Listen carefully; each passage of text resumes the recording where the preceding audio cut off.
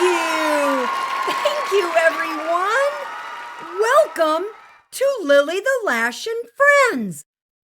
I'm Lilly the Lash, the star and main character of the most incredible children's book series, The Life and Times of Lilly the Lash. Yep, it's really me, and I'm so excited that we're hanging out together. Let's just jump right in so I can tell you a tad bit about the books I'm in and why I'm even in them. The books are pretty cool. The illustrations are cool. The stories written in rhyme are cool. The locations are always cool. And the free games and activities? Well, they're super duper cool. I'm an eyelash fairy. I come from the eye of the author. And I help kids, adults, and the characters in the books as well to see how to make good choices and how to set things straight when they go awry. Every morning, when the rooster's crowing, I start off my day thinking about all of the things we struggle with and all of the things we can do to be happy and make our world a better place. Now, I could talk a whole lot more about that, but what I'd like to do is just read a real live true story that a Lilly the Lash friend recently sent me. Come along now as we explore our friend's story. This is from Olivia. She's from Chicago, Illinois, and she's 9 years old. Olivia writes, "Dear Lilly the Lash, I wanted to write you this letter because I feel safe telling you about my problem, and I think you'll understand and maybe be able to help. You see, I'm afraid of the dark.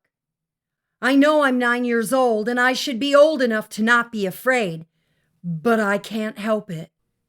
I already start getting nervous right after dinner because I know that I'll have to go to bed later on and I'll be alone in the dark. I always feel so scared when I'm in bed, even if Mom and Dad leave my door open. It takes me a really long time to fall asleep, and lots of times I end up crying. I don't like to go on sleepovers either, because if my friend falls asleep before me, I still feel alone and scared. And then I feel so stupid if they ask me why I'm upset. I always try to not tell them about it because I feel embarrassed. I've even been teased by my older brother, and it makes me feel sad. I'm not sure why I'm so afraid. I'm even afraid at my grandma's house, too. I always feel like someone is in the closet or under my bed and they're gonna come out of the dark and scare me. I can't help but always wonder if someone or something is in the room. I don't want to feel afraid anymore. I want to be more grown up. Please help this feeling go away, Lilly. Yours truly, Olivia." Boy, oh boy, this letter really strikes home with me. I know precisely what you're talking about, Olivia, as I was afraid of the dark when I was younger, too. And to tell you the truth, I still am. Let me explain. When I was your age, I had the feeling of something being in my room at night, too. I would hear the house creaking around me, and it always made me feel uncomfortable. However, I have to admit, I felt a lot better when I found out that this was a normal thing that can happen to anyone. It may seem silly to others, but the fear is real. Lots of people are afraid of the dark. Some of us get past this stage faster than others.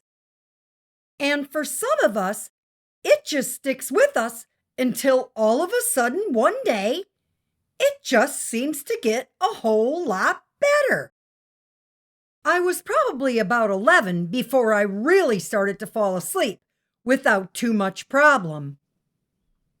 Although I'm not afraid of the dark anymore, so to speak, I still don't like complete darkness. If I have to fly at night, I use the stars or the moon or the city lights as my guide. So what could be some possible solutions? Well, you mentioned that you leave the door open to your room at night. Another big help can be a simple nightlight or even a string of white holiday lights hanging around your room. If it's okay with your parents, you might want to try moving the furniture around in your room in such a way that makes you feel more at ease. Stay away from scary movies or music because these kinds of things can add to or just build up your fears. Perhaps a lovely, cuddly stuffed animal or toy could make for a perfect nighttime friend.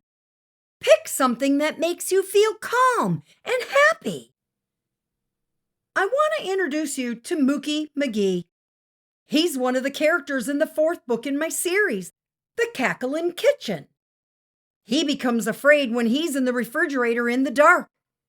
When he comes out onto the kitchen table, he turns into a bully.